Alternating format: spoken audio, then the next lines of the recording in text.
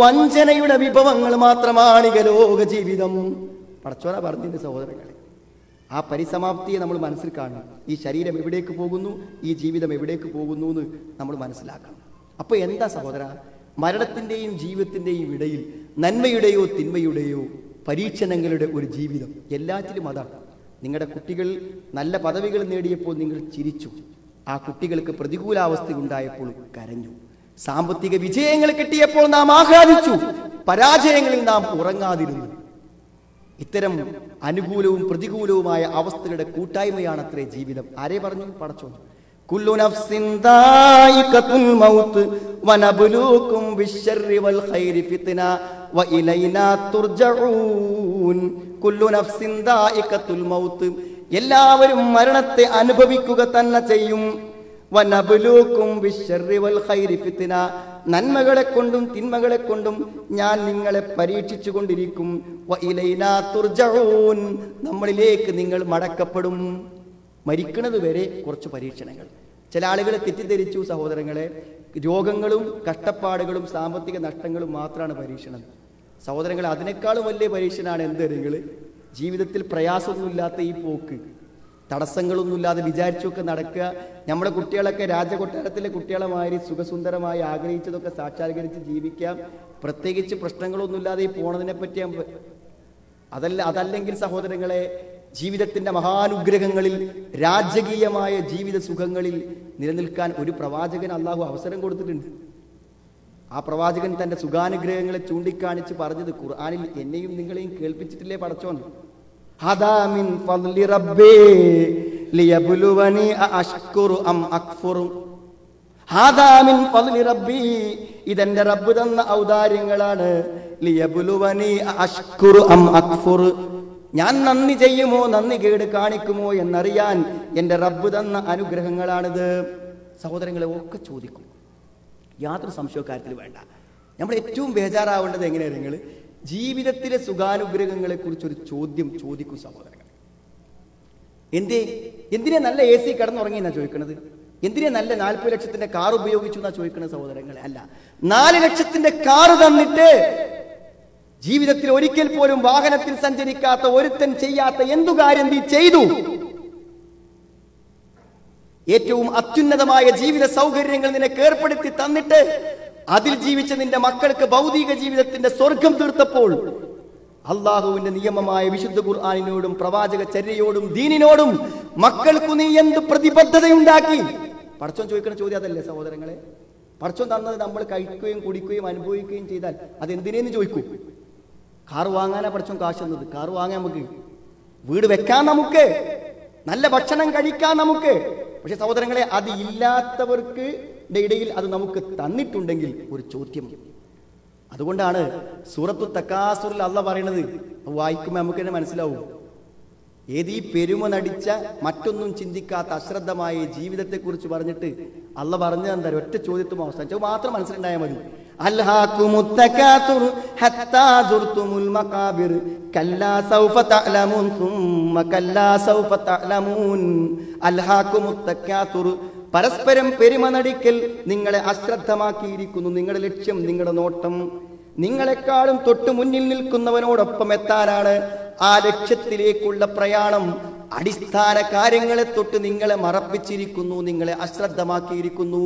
ഈ അശ്രദ്ധയിൽ നിന്നുണരാതെ പോയാൽ ഹത്താ സുർതുമുൽ മഖാബിർ, അതിന്റെ പരിസമാപ്തി നിങ്ങളുടെ സെമിത്തേരിയാണ്, നിങ്ങളുടെ ചുടലക്കളമാണ്, നിങ്ങളുടെ കബറാണ്, നിങ്ങളുടെ അതിന്റെ പരിസമാപ്തി.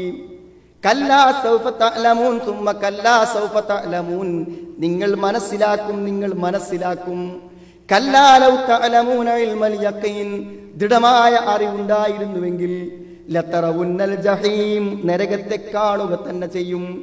ജീവിതത്തിന്റെ തിരക്കിൽ, സമ്പത്തിന്റെ പാച്ചിലിൽ, സുഖാനുഗ്രഹങ്ങളിൽ നരകത്തെ കണ്ണുകൊണ്ട് കാണുമെന്നോർക്കണം. എന്നിട്ട് അല്ലാഹ് പറയുന്നു, വാങ്ങിക്കോ, എല്ലാം സമ്പാദിച്ചോ, എല്ലാം നിന്റേതാക്കിക്കോ, പക്ഷേ സുമ്മല തുസ്അലുന്ന യൗമഇദിൻ അനിൻ നഈം, സുഖാനുഗ്രഹങ്ങളെ കുറിച്ച് ചോദിക്കപ്പെടുക തന്നെ ചെയ്യും. ചോദിക്കും സഹോദരങ്ങളെ. ഒരു തണുത്തൊരു ഗ്ലാസ് വെള്ളം തണുപ്പിക്കാതൊട്ടും കുടിച്ചു, നമ്മൾ തണുപ്പിച്ച് കുടിച്ചാൽ തണുപ്പിച്ച് കുടിച്ചവരൊരു കടപ്പാട് പടച്ചവനോടുണ്ട്. ഒരു സംശയവും വേണ്ട സഹോദരങ്ങളെ. ഏതു ജീവിത സൗകര്യങ്ങൾക്കും ഒരു ചോദ്യം പടച്ചോൻ ചോദിക്കും. തികഞ്ഞ ബോധത്തോടുകൂടെ ജീവിച്ചാൽ പരലോകത്ത് നമുക്കതിൻ്റെ ഒരു വ്യത്യാസം അനുഭവിക്കാൻ പറ്റും. അപ്പോൾ അനുകൂലവും പ്രതികൂലവുമായ എല്ലാം പരീക്ഷണമാണ്. അപ്പോൾ എല്ലാം സുഖമായി കിട്ടുമ്പോൾ പരീക്ഷണമൊന്നുമില്ല പറയുന്നത്, അത് വലിയ പരീക്ഷണ സഹോദരങ്ങളെ. ഒരു പക്ഷേ ജീവിത പ്രതിസന്ധികളിൽ പടച്ചോനെ ഓർക്കുന്ന പോലെ ജീവിതാനുഗ്രഹങ്ങളിൽ ചിലപ്പോൾ ഓർക്കാതെ പോയേക്കാം. അതുകൊണ്ടാണ് പടച്ചോൻ പറഞ്ഞ് അനുഗ്രഹം തരുന്നതും ഞാൻ തന്നെയാണ്. അനുഗ്രഹം തരുമ്പോൾ ആൾക്കാരെന്താ വിചാരിക്കാനോ, ഇതെന്റെ വക നേടിയതാണെന്നേ വിചാരിക്കൂ. അനുകൂലമായതൊക്കെ നമ്മളെ സാമർഥ്യം, പ്രതികൂലമായതൊക്കെ പടച്ചോൻ. അങ്ങനെ നമ്മൾ പറഞ്ഞു, പടച്ചോൻ തിരിച്ചാ പറഞ്ഞത് പ്രതികൂലമായതൊക്കെ നിങ്ങളാണെന്ന്.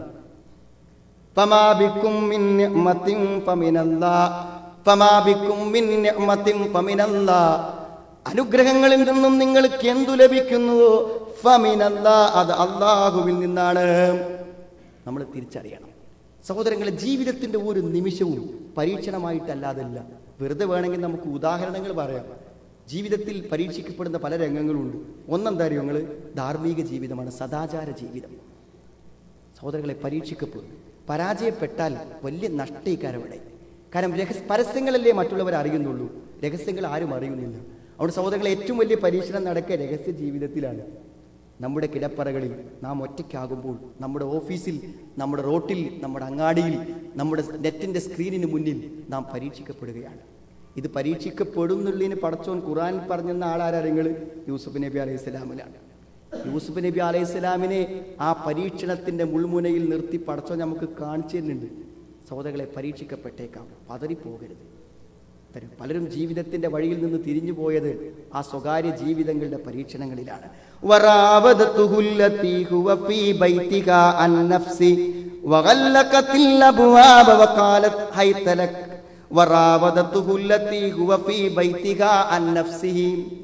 യൂസുഫ് നബി താമസിക്കുന്ന വീട്ടിന്റെ ഉടമസ്ഥ അവൾ അവനെ വശീകരിക്കാൻ വേണ്ടി ശ്രമിച്ചു. വശീകരിച്ചവൾ എന്തു ചെയ്തു? വാതിലുകളെ കൊട്ടിയടച്ചുകൊണ്ട് അവൾ പറഞ്ഞു, ഹൈത്തലക്ക് വരൂ, വരൂ എന്ന് വിളിച്ചു. സഹോദരങ്ങളെ, ആ പരീക്ഷണത്തെ എങ്ങനെ യൂസുഫ് നബി അലൈഹിസ്സലാം അതിജീവിച്ചു, അത് നമ്മുടെ മനസ്സിലുണ്ടാവട്ടെ. യൂസുഫ് നബി ആ നിമിഷം പറഞ്ഞു, അല്ലാഹുവിൽ ശരണം. നാഥ, തെറ്റുകൾക്ക് കീഴ്പ്പെട്ടു പോകുന്ന പ്രതികൂല സാഹചര്യത്തിന്റെ മുന്നിലാണ് ഞാൻ. അല്ലാഹുവേ, നീ എന്നെ രക്ഷിക്കണേ എന്ന് അദ്ദേഹം അല്ലാഹുവോട് അഭ്യർത്ഥിച്ചു. മാത്രമല്ല അദ്ദേഹം ഓർത്തു മനസ്സിൽ, ഇന്നഹു റബ്ബി അഹ്സന മത്വായ, ഈ വീട്ടിലെല്ലാ സൗകര്യങ്ങളും തന്ന് എന്നെ താമസിപ്പിച്ച, എന്റെ സങ്കേതം നന്നാക്കിയ എന്റെ യജമാനനോടുള്ള നന്ദികേടായിരിക്കും ഇപ്പോൾ ഞാൻ തെറ്റിലേക്ക് വഴുതിപ്പോയാൽ.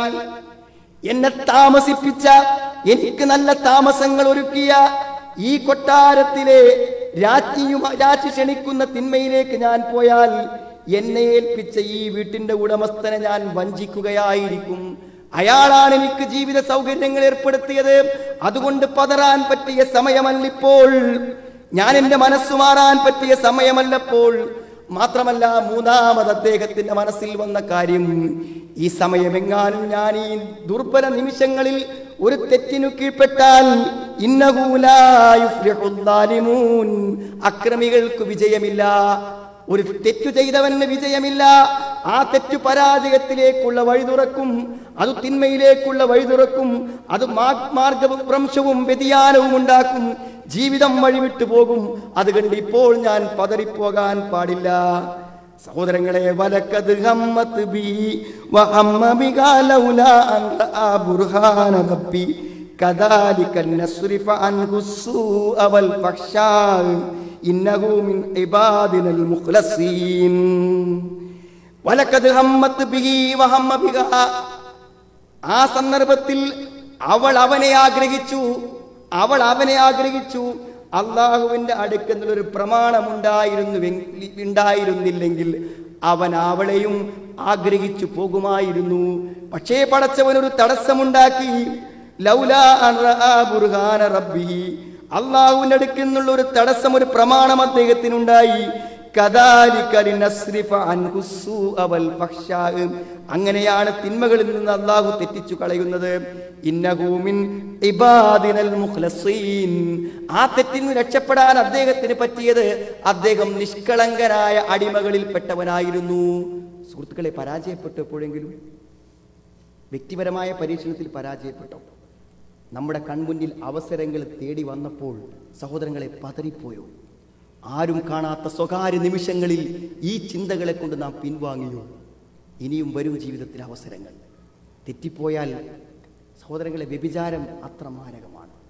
ഖബറിൽ ഉയർത്തെഴുന്നേൽപ്പ് നാളുവരെ അടുപ്പ് പോലുള്ള ഒന്നിൽ തീ കത്തുന്നതിൽ നഗ്നരായി കിടന്നു മറിയുന്ന അവസ്ഥയിൽ ഉയർത്തെഴുന്നേൽപ്പ് നാളുവരെ. നാളെ പരലോകത്ത് ശിർക്കും കൊലപാതകവും കഴിഞ്ഞാൽ ഏറ്റവും വലിയ പാപമായി എണ്ണപ്പെടുന്നത് സിനയാണ്, വ്യഭിചാരം. കണ്ണുകൊണ്ടും ഹൃദയം കൊണ്ടും നിരന്തരം വ്യഭിചരിച്ചുകൊണ്ടിരിക്കുന്നവർ, ഓരോ ദിവസത്തിൻ്റെയും പാപത്തിൻ്റെ കണക്കില്ലാത്ത എണ്ണം റെക്കോർഡുകളിലേക്ക് ചേർത്ത് വയ്ക്കുന്നവർ. നാം ആത്മാർത്ഥമായ ആത്മപരിശോധന നടത്തണം. കാരണം പടച്ചോൻ നമ്മളെ പരീക്ഷിച്ചുകൊണ്ടിരിക്കുകയാണ്. നമ്മുടെ മുമ്പിൽ ഇരിക്കുന്നവൾ, നമ്മുടെ കൂടെ സഞ്ചരിക്കുന്നവൾ, നമ്മളെ ഫോണിൽ വിളിക്കുന്നവൾ നമുക്കുള്ള പരീക്ഷണമാണ്. തിരിച്ചറിഞ്ഞില്ലെങ്കിൽ സഹോദരങ്ങളെ പരാജയപ്പെട്ടു പോകും. വ്യക്തിപരമായ പരീക്ഷണങ്ങൾ ധാർമ്മിക രംഗത്ത് വരും. അതുകൊണ്ടാണ് തൻ്റെ സാഹചര്യങ്ങളിൽ നിന്ന് അതിനെ തിരിച്ചറിഞ്ഞ യൂസുഫ് നബി അലൈഹി സ്വലാം പറഞ്ഞു, പടച്ചോനെ ആ ജയില് മതിനിക്ക്. തിന്മയിലേക്ക് പോകുന്ന സാഹചര്യങ്ങളുള്ള ഒരുത്ത് എന്ത് സൗകര്യമുണ്ടെങ്കിലും എനിക്ക് വേണ്ട, ആ ജോലി എനിക്ക് വേണ്ട, ആ വീട് എനിക്ക് വേണ്ട, ആ അങ്ങാടി എനിക്ക് വേണ്ട, ആ പരിസരം എനിക്ക് വേണ്ട. കാരണം എനിക്ക് ജയിലാണ് ഇഷ്ടം. قال رب السجن أحب إلي مما يدعونني إليه. അവൻ എന്തിലേക്ക് എന്നെ ക്ഷണിക്കുന്നുവോ അതിനേക്കാളും എനിക്ക് പ്രിയപ്പെട്ടത് ജയിലാകുന്നു. വഇല്ലാ തസ്രിഫ് അന്നി കൈദഹുൻ അസ്ബു ഇലൈഹിന്ന വഅകും മിനൽ ജാഹിലീൻ. അവരുടെ കുതന്ത്രങ്ങൾ ഇത് പടച്ചോനെ നീ എന്നെ തെറ്റിച്ച് തന്നിട്ടില്ലെങ്കിൽ ഞാൻ അതിൽ പതിക്കുമായിരുന്നു എന്നാണ്. അപ്പൊ സഹോദരങ്ങളെ, ധാർമ്മിക രംഗത്ത് പരീക്ഷണങ്ങൾ ഉണ്ടാകും. അത് നമ്മൾ ചിന്തിക്കുക. ആ പരീക്ഷണങ്ങൾ മാരകമായ പരിണിതി സൃഷ്ടിക്കും. കാരണം അത് ഒരിക്കലല്ല, ഒരു സന്ദർഭത്തിലല്ല, നല്ല സൂക്ഷ്മത. അതുകൊണ്ട് അള്ളാഹുവിന്റെ റസൂൽ നമ്മൾ പറഞ്ഞു, ഇയ്യാക്കും വദ്ദുഖൂല അലന്നിസാ. പെണ്ണുങ്ങൾ ഉള്ളിടത്ത് കയറി ചെല്ലുമ്പോൾ നല്ല ശ്രദ്ധിച്ചുകൊണ്ട് കൊണ്ടുവന്നാണ്. സഹോദരങ്ങൾ, അത് സ്വന്തം വീട്ടിനുള്ളിലും പ്രശ്നമാണ്, മനസ്സിലായില്ലേ? പുറത്തും പ്രശ്നമാണ്. അയൽപക്കത്ത് ഡോറ് തുറക്കുമ്പോൾ പ്രശ്നമാണ്, അങ്ങാടിയിലേക്ക് ഇറങ്ങിയാൽ പ്രശ്നമാണ്, ഓഫീസിൽ പ്രശ്നമാണ്, നാം അറ്റൻഡ് ചെയ്യുന്ന കോളുകളിൽ പ്രശ്നമാണ്. നല്ലോണം ശ്രദ്ധിച്ചില്ലെങ്കിൽ സഹോദരങ്ങളെ വലിയ നഷ്ടം ജീവിതത്തിൽ നമുക്ക് സംഭവിച്ചു പോകും. മാത്രമല്ല, സാമ്പത്തിക രംഗത്ത് പരീക്ഷണം ഉണ്ടാവും. പൈസ നല്ലോണം പടച്ചോൻ തന്നിട്ട് നമ്മളെ പരീക്ഷിക്കാൻ തന്നെയാണ് പടച്ചോൻ സാമ്പത്തികമായ കാര്യങ്ങൾ നമുക്ക് തരുന്നത്. അല്ലെങ്കിൽ കൊടുത്തുള്ള സഹോദരങ്ങളെ, നബി സ്വല്ലല്ലാഹു അലൈഹി വസല്ലം ജീവിതകാലം മുഴുവൻ ഒരു മിസ്കീനായിട്ടാണ് ജീവിച്ചത്. അന്നത്തെ പടച്ചോൻ കൊടുക്കാനില്ല. നമുക്ക് ജീവിത സൗകര്യങ്ങൾ തന്നത് ഒരു പരീക്ഷണത്തിന് വേണ്ടി തന്നെയാണെന്ന് തിരിച്ചറിയണം. അപ്പൊ നമ്മുടെ സമ്പത്തിന്റെ ഓരോ പോക്കറ്റിൽ കിടക്കുന്ന ഓരോ റിയാലിലും നമ്മുടെ ജീവിതത്തിന്റെ കാഴ്ചപ്പാടുകളെ വിലയിരുത്തപ്പെടുന്നുണ്ട്. ഇതൊരു പ്രസംഗിക്കാൻ വേണ്ടി പറയണല്ലോ സഹോദരങ്ങൾ, ആയത്തല്ലേ നമ്മൾ ഈ ഓതുന്നത്. അതൊക്കെ ജീവിതത്തിൽ നല്ലോണം ചേർത്ത് വെച്ച് ചിന്തിച്ചോളി. ഇപ്പോൾ ബോധ്യപ്പെട്ടാൽ എനിക്കും നിങ്ങൾക്കൊക്കെ ഗുണമാണ്, മനസ്സിലേ? ഒരു ബുദ്ധിമുട്ടില്ലാതെ വാങ്ങി പോക്കറ്റിൽ ഇടാൻ പറ്റും. പക്ഷെ ആലോചിക്കുക, ഇതിന്റെ കണക്ക് എവിടെ പറയുന്നു? ഒരു പ്രശ്നം ഉണ്ടാവൂല. ഇന്ന ഖാറൂന മിൻ ഖൗമി മൂസ ഫബഗാ അലൈഹിം വആതൈനാഹു മിനൽ കുനൂസ്. നല്ല നിധിശേഖരങ്ങളെ കൊടുത്തു പടച്ചോൻ. ആർക്കരങ്ങള്? മൂസാ നബിന്റെ കൗമപ്പെട്ട കാറൂന് പടച്ചോൻ കൊടുത്തു. സുഹൃത്തുക്കളെ, സൂറത്തു കസർ നിങ്ങളതൊന്ന് വായിച്ചു കൊടുക്കുക. എങ്ങനെയാണ് ഒരു സാമ്പത്തിക പരീക്ഷണം എന്ന് ശരിക്ക് അതിലിങ്ങനെ കാണാൻ പറ്റും. അവൻ നാട്ടിൽ ഇറങ്ങി വരുമ്പോൾ അവന്റെ പ്രൗഢിയും അവന്റെ മനോഹാരിതയും കാണുമ്പോൾ നാട്ടിലൊക്കെ പറയല്ലേ, എന്താണ് കാറൂന്റെ അവസ്ഥ, ഞമ്മക്കുണ്ടായെങ്കിൽ ഇങ്ങനെയൊന്നും. മോഹിക്കാത്ത ഒരാളുമില്ല, എല്ലാവരെയും മോഹിക്കുപ്പിക്കുന്ന ജീവിതാവസ്ഥ.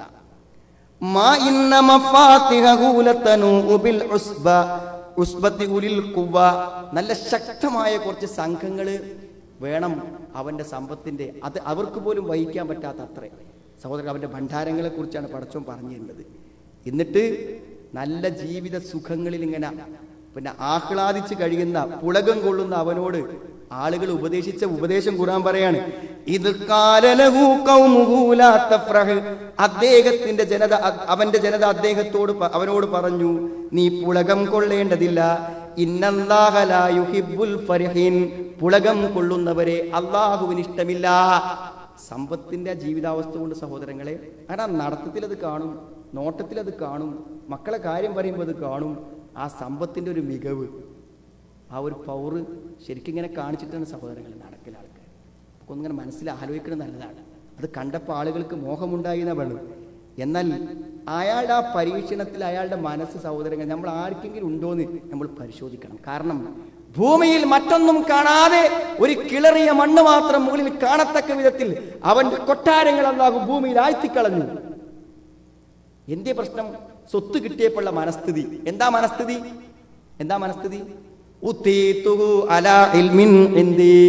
എന്റെ സ്വത്തൊക്കെ എന്റെ സാമർത്ഥ്യം കൊണ്ട് കിട്ടിയാണ്.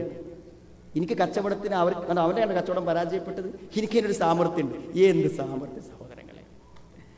സാമർത്ഥ്യമുണ്ടെന്ന് പറഞ്ഞു വായ കൂടും മുമ്പ് മുഴുവൻ കച്ചവട സ്ഥാപനങ്ങളെയും പണത്തെയും കയ്യിൽ നിന്ന് വാങ്ങിവെക്കാൻ കഴിയുന്ന ഒരുത്തനാണ് മേലെ പറയുമ്പോൾ ചുണ്ടുകൾ അടക്കും മുമ്പ് അതിന്റെ മറുപടി വരുത്താൻ പറ്റുന്നവൻ.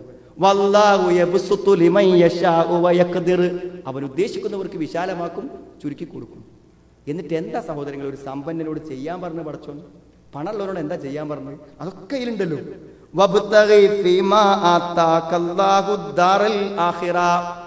നിനക്കു കിട്ടിയ ജീവിത സൗകര്യങ്ങളെ പരലോകത്തിന് വേണ്ടി വിനിയോഗിച്ചോ. ഈ സമ്പത്ത് മുഴുവൻ പരലോകത്തിന് ഗുണകരമാക്കി തീർത്തോ. നിന്റെ പദവികളെ, നിന്റെ സമ്പത്തുകളിൽ നിന്നും പരലോകത്തെ ആഗ്രഹിച്ചു. ഇവിടെ ജീവിതം ശാശ്വതമല്ലെന്നും കുറച്ചു കാലമേ ഉള്ളുവെന്നും നീ മനസ്സിലാക്കിക്കോ. അല്ലെങ്കിൽ ഭൗതികമായ നിന്റെ ജീവിതത്തിന്റെ വിഹിതങ്ങൾ നീ നിർവഹിച്ചോ. പടച്ചോൻ വലിയൊരു സംഘത്തിന് വഹിക്കാൻ കഴിയാത്ത താക്കോൽ കൂട്ടങ്ങളും സമ്പത്ത് നിനക്ക് തന്നെങ്കിൽ ഇതേപോലെ തന്നെ ആൾക്കാർക്കും കൊടുത്തോന്നു അങ്ങനെ പറഞ്ഞത്. അതേപോലെ തന്നെ കൊടുത്തോന്നു. അഹ്സിൻ കമാ അഹ്സന അല്ലാഹു ഇലൈക്. പടച്ചോൻ തന്ന മാതിരി കൊടുത്തോന്നു. സഹോദരങ്ങളെ, ഉപദേശങ്ങളൊക്കെ നടന്നു എന്നല്ലാതെ അവനത് മനസ്സിലായില്ല. കാല ഇന്നമാ ഊതീതുഹു അലാ ഇൽമിൻ ഇൻദി നാം പറഞ്ഞു. മനസ്സിലായി? ഞാനിതൊക്കെ എൻ്റെ കഴിവുകൊണ്ട് സാമർത്ഥ്യം കൊണ്ട് കിട്ടിയതാണ്. സഹോദരങ്ങളെ, ആഴ്ത്തിക്കളഞ്ഞു പടച്ചോൻ. ലോകത്ത് മുഴുവനുമുള്ള സമ്പന്നന്മാർക്ക് പാഠമായി. കാറൂരിന്റെ കൊട്ടാരങ്ങളെ, സമ്പത്തുകളെ ഭൂമിയിൽ ആഴ്ത്തിക്കളഞ്ഞു. ചിന്തിക്കുക സഹോദരങ്ങളെ, ഒരു പരീക്ഷണത്തിനല്ലെങ്കിൽ എന്തിന് തന്നു എന്ന് ചിന്തിക്കാം. അതുകൊണ്ടേ ഞാൻ പറഞ്ഞത്, ആ വിജയങ്ങളിൽ ഒന്നാമത്തെ എന്തായാലും സക്കാത്ത് കൊടുക്കുക എന്നുള്ളതാണ്. സക്കാത്ത് കൃത്യമായിട്ട് കൊടുക്കുക. എനിക്കൊരു സംശയമല്ല, ഒരു നാട്ടിൽ സഹോദരങ്ങൾ അവിടുത്തെ സമ്പന്നന്മാരിൽ 10% ആളുകൾ മര്യാദക്ക് സക്കാത്ത് കൊടുക്കുകയാണെങ്കിൽ അവിടെ വേറൊരു ജീവകാരുണ്യ പ്രവർത്തനവും വേണ്ടി വരും. ഞങ്ങളെ പള്ളിയിൽ ആരെയും പോയി പിരിക്കാതെ നിസ്കാരം പോലെ ഒരു കടമയായി കണ്ട് സക്കാത്ത് തരുന്ന ആളുകൾ വളരെ കുറച്ചു മാത്രം സലഫി പ്രവർത്തകന്മാരുള്ള ഞങ്ങളുടെ ടൗണിൽ 13 ലക്ഷം, ഏകദേശം 14 ലക്ഷത്തോളം രൂപ ഒരു വർഷത്തിൽ സക്കാത്തായി കിട്ടും. ഏതൊരാളെ എന്തൊരു കാര്യത്തിന് വന്നാലും സക്കാത്തിന്റെ വിഹിതത്തിൽ ഉൾപ്പെടുത്താൻ പറ്റുമെങ്കിൽ സഹോദരങ്ങളെ സഹായിക്കാൻ പറ്റും. ഒരു വർഷം ഒരു വീട് സുന്ദരമായ ഒരു കുടുംബത്തിന് ഉണ്ടായി കൊടുക്കും. ഇപ്പോൾ ഒരു വീടിന്റെ പണി നടന്നുകൊണ്ടിരിക്കുകയാണ്. ഒരു പൈസ പുറത്തുനിന്ന് പിരിക്കണ്ട, സക്കാത്ത് തന്നെ കൊടുത്താൽ ഇതുവരെ വീട് സ്വപ്നം കാണുന്ന, ഗൾഫിൽ ജീവിച്ചിട്ടും വർഷങ്ങൾ കൊണ്ടും സാധിക്കാത്ത സ്വപ്നം കാണാൻ അവിടുത്തെ സമ്പന്നന്മാർ അവിടെ 2.5% സക്കാത്ത് കൊടുത്താൽ മതി. നിങ്ങൾ ആലോചിക്കണോ? നമ്മളെടുത്ത് കണക്കുണ്ടാവില്ല സഹോദരങ്ങളെ. പക്ഷെ നമ്മൾ സക്കാത്ത് കൊടുക്കേണ്ട ഒരു റിയാൽ ഉണ്ടെങ്കിൽ അത് പടച്ചവന്റെ അടുത്ത് കണക്കുണ്ട്. നിങ്ങൾ നിങ്ങൾക്ക് വേണ്ടി ശേഖരിച്ചു വെച്ചതാണിത്. സക്കാത്ത് കൊടുക്കാത്ത നിന്റെ പണം നിനക്ക് നാളെ പരലോകത്ത് നരകത്തിൽ തകിടുണ്ടാക്കാൻ നീ തന്നെ സൂക്ഷിച്ചു വെച്ചതാണ്. നിങ്ങൾക്ക് വേണ്ടി ശേഖരിച്ചു വെച്ചത് അനുഭവിച്ചു കൊള്ളുക. സർപ്പമായി കഴുത്തിൽ ചുറ്റി അവന്റെ മുഖത്തേക്ക് ചീറ്റി അവന്റെ സമ്പത്തിന്റെ നാണയങ്ങൾ അവനോട് പറയും, അനക്കെൻസുക്കാവ അനമാലുക്ക, ഞാനാണ് നിന്റെ സ്വത്ത്, ഞാനാണ് നിന്റെ നിക്ഷേപം എന്ന് പറയും. സംശയിക്കേണ്ട സഹോദരങ്ങളെ, സംശയിക്കേണ്ട. പടച്ചോൻ തന്ന സമ്പത്ത് പടച്ചോന് വേണ്ടി കണക്ക് കൂട്ടില്ല സക്കാത്ത്. പടച്ചോൻ തന്ന പണല്ലേ, അത് പടച്ചോന് വേണ്ടി ഒന്ന് കണക്ക് നോക്കുക. അത് ചെയ്തുകൂടെ വർഷത്തിൽ? എന്നാ പടച്ചോൻ മൊത്തം നിങ്ങളുള്ള എല്ലാ സ്റ്റോക്കും നോക്കിയിട്ട് ഒന്ന് കണക്ക് കൂട്ടുക. പടച്ചോനും വേണ്ടി കമ്പ്യൂട്ടറിൽ ഒരു കണക്ക്. അടുത്ത ആൾക്ക് കൈമാറുമ്പോൾ കണക്ക് നോക്കണ്ടേ സഹോദരങ്ങളെ? ടാക്സ് കൊടുക്കാൻ കണക്ക് നോക്കണ്ടേ? എന്നാൽ പടച്ചവന് വേണ്ടി ഒന്ന് കണക്ക് നോക്കുക. നമ്മുടെ കടയിൽ എത്ര സ്റ്റോക്ക് ഉണ്ടെന്ന്, ഈ വർഷം എത്ര പണം പടച്ചോൻ തന്നു എന്ന് ഒരു ചെറിയ കണക്ക്. നന്ദിയുടെ ഭാഗമാണ് സഹോദരങ്ങളെ അത്. മനസ്സിലായില്ലേ? പിന്നെ ജീവിത സുഖങ്ങളിൽ വിരാജിക്കുമ്പോൾ നമ്മുടെ വേസ്റ്റ് ബോക്സിലേക്ക് ഭക്ഷണങ്ങളുടെ കൂമ്പാരങ്ങൾ തട്ടിക്കളയുമ്പോൾ ഒരു നേരത്തെ വിശപ്പ് മാറ്റാൻ